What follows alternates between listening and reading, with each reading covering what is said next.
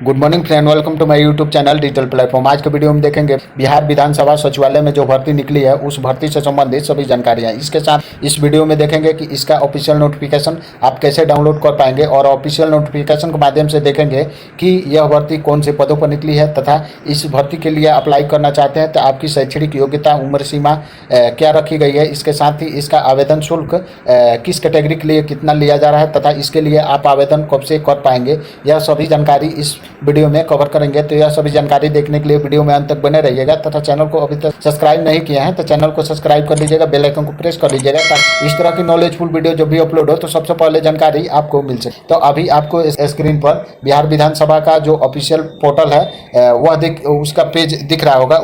इसका लिंक आपको description box में मिल जाएगा। जिस भी उस लिंक पर क्लिक करेंगे तो कुछ इस प्रकार से आपके मोबाइल फोन या सिस्टम में यह पेज ओपन हो जाएगा। पेज ओपन होने बाद आप स्क्रॉल डाउन करके नीचे आएंगे। नीचे आने बाद यहाँ से देखेंगे कि न्यू इम्पोर्टेंट नोटिस में एक स्क्रॉल करता हुआ नोटिस दिखाई देगा, तो इस पर आप क्लिक करेंगे। क्लिक करने बाद जो इसका ऑफिशियल नोटिफिकेशन है कुछ इस प्रकार से आपके मोबाइल फोन या सिस्टम में डाउनलोड हो जाएगा। डाउनलोड होने बाद आप यहाँ से देख सकते हैं कि बिहार विधानसभा सचिवालय में जो भर्ती निकली है उसके रिगार्डिंग यह नोटिफिकेशन जारी की गई है। बिहार विधानसभा सचिवालय अंतर्गत सुरक्षा प्रहरी के यानी सिक्योरिटी गार्ड के पदों पर यह भर्ती निकाली गई है और इसका विज्ञापन संख्या 1/2023 देख सकते हैं। और इसका जो ऑफिशियल लिंक है वह आपको यहाँ से देखने को मिल जाएगा। यह लिंक आपको डिस्क्रिप्शन बॉक्स में मिल जाएगा। जी ही आप क्लिक करेंगे तो आपके मोबाइल फोन या सिस्टम में यह पेज ओपन हो जाएगा। फिर यहाँ से नेक्स्ट ऑप्शन में देख सकते हैं कि ऑनलाइन आवेदन पत्र भरने से संबंधित जो भी तिथि और दिशा निर्देश है वह नीचे में दिया गया। तो जो इसका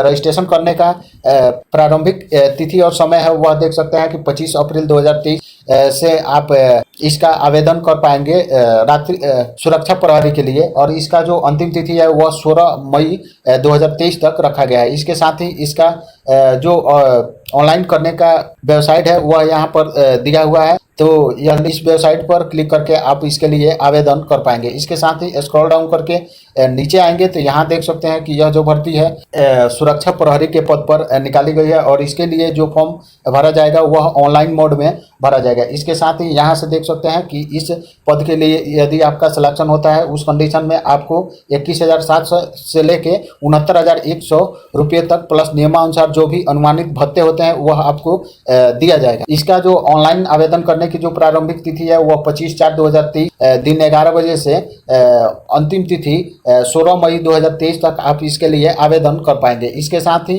नीचे में यहाँ देख सकते हैं कि जो भी इसका सीट है कैटेगरी वाइज वह यहाँ पर दिया हुआ है। तो अनारक्षित वर्ग के लिए 29 सीटें हैं। इसमें से जो 35% महिलाओं का आरक्षण है उसके लिए यहाँ देख सकते हैं कि 10 सीटें हैं और आर्थिक रूप से कमजोर वर्ग के लिए 7 सीटें हैं। अनुसूचित जाति के लिए 10 सीटें, अनुसूचित जनजाति के लिए 1 सीट है, अत्यंत पिछड़ा 12, पिछड़ा वर्ग के लिए 9 सीट और पिछड़ा वर्ग महिला के लिए 1। इस प्रकार से यह सीट की संख्या दी हुई है। टोटल सीट की संख्या यहाँ से देख सकते हैं। इसमें यदि आप स्वतंत्रता सेनानी के रिलेशन रखते हैं तो उसके लिए भी 1 सीट है। इस तरह से यह सभी सीट की संख्या दी हुई है।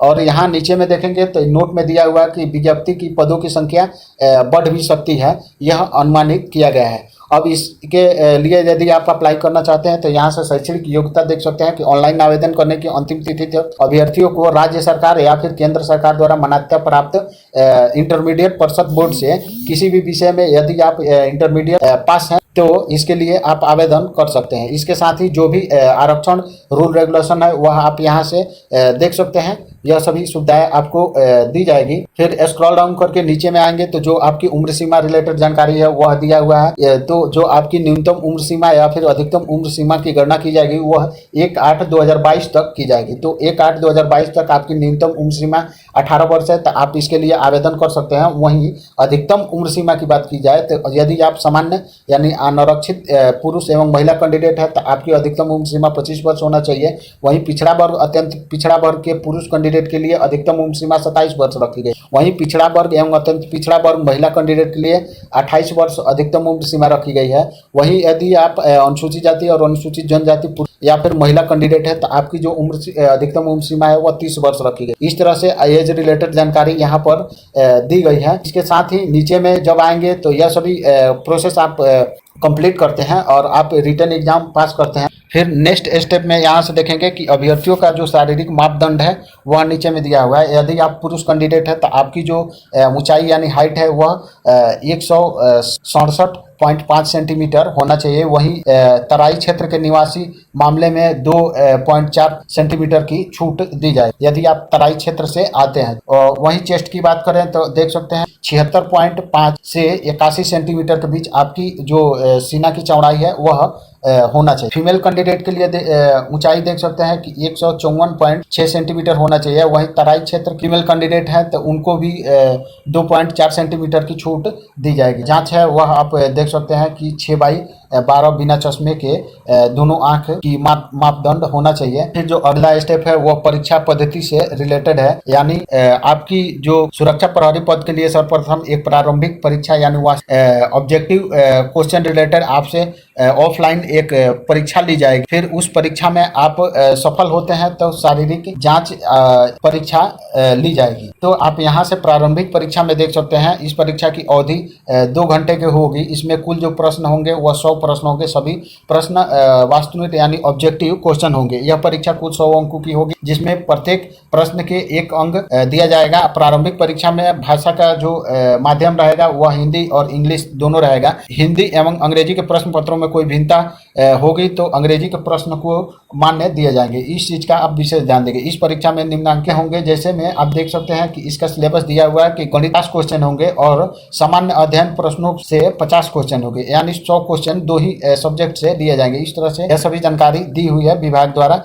तो आप इसको ध्यानपूर्वक पढ़ लेंगे। पढ़ने के बाद यहाँ से देख सकते हैं कि गणित का जो चैप्टर है वह उसका नाम दिया हुआ है। तो इन सभी चैप्टर को आपको एक बार रिवीजन कर लेंगे तो आपको एग्जाम देने में काफ़ी सहूलियत होगी। यहाँ सामान्य अध्ययन का भी चैप्टर का नाम दिया हुआ है। तो इस प्रकार से यह सभी जानकारी दी हुई है। और शारीरिक दक्षता परीक्षा की जो कंडीशन है वह देख सकते हैं। शारीरिक दक्षता परीक्षा कुल 100 अंकों की होगी। इसके अधीन एक स्पर्धा दौड़ भी कराई जाएगी। दौड़ में आप देख सकते हैं कि सभी कोटि के पुरुषों के लिए यानी सभी पुरुष कैंडिडेट के लिए 1 मील यानी 1600 मीटर की दौड़ कराई जाएगी, जिसका टाइमिंग होगा 6 मिनट होगा। यदि आप वह दौड़ 5 मिनट में कंप्लीट करते हैं तो आपको 100 अंक दिया जाएगा। 5 मिनट से अधिक और 5 मिनट 20 सेकंड के अंदर आप पूरा करते हैं तो 80 अंक दिया जाएगा। 5 मिनट 20 सेकंड से 5 मिनट 40 सेकंड के बीच कंप्लीट करते हैं तो 60 अंक दिया जाएगा। वहीं 5 मिनट 40 सेकंड से 6 मिनट के बीच कंप्लीट करते हैं तो आपको 40 अंक दिया जाएगा। इस प्रकार से आपकी दौड़ में अंक दिया जाएगा। 6 मिनट से अधिक समय लेने वाले अभ्यर्थी असफल घोषित किए जाएंगे। सभी कोटि की महिलाओं के लिए जो दौड़ है वह देख सकते हैं 1 किलोमीटर का, उसका जो अधिकतम टाइमिंग है वह 6 मिनट का होगा। इसमें भी आप सेम जो नंबर है वह दिया हुआ है। इस तरह से यह सभी जानकारी दी हुई है। अब नीचे में आएंगे तो यहाँ जो आपका परीक्षा शुल्क है वह आप देख सकते हैं कि यदि आप किसी भी कोटि के वर्ग के महिला कैंडिडेट हैं तो आपके लिए जो परीक्षा शुल्क है वह 675 रुपया रखा गया है। वहीं बिहार राज्य के मूल निवासी, अनुसूचित जाति, अनुसूचित जनजाति एवं राज्य के मूल निवासी सभी वर्ग कोटि की महिला अभ्यर्थियों के लिए जो आवेदन परीक्षा शुल्क है वह 180 रुपया रखा गया है। इस तरह से यह सभी जानकारी यहाँ पर दी हुई है। मेगा सूची कैसे तैयार की जाएगी वह देख सकते हैं। सुरक्षा प्रहरी के पदों पर नियुक्त हेतु चयन के लिए मेगा सूची शारीरिक दक्षता परीक्षा दौड़ में अभ्यर्थियों द्वारा कुल अंक के आधार पर किया जाएगा। इस चीज का आप विशेष ध्यान देंगे कि जिस प्रकार से आप यह जो फिजिकल में नंबर प्राप्त होंगे उसी के आधार पर इसका मेगा सूची तैयार किया जाना है, यानी सिलेक्शन प्रोसेस होगा। तो आप कोशिश करेंगे कि फिजिकल में ज़्यादा से ज़्यादा नंबर अटेम्प्ट करने का, तभी आपका सिलेक्शन संभव है। इस प्रकार से यह सभी जानकारी दी हुई है। जो भी इसका फॉर्म ऑनलाइन होना स्टार्ट होगा तो आपको एक फॉर्म लाइव भर के भी दिखाएंगे कि किस प्रकार से इसका फॉर्म आप आसानी से भर सकते हैं। आई होप कि मेरे द्वारा दी गई जानकारी को समझे होंगे। मिलते हैं इसी तरह की नेक्स्ट नॉलेजफुल वीडियो में। जय हिंद।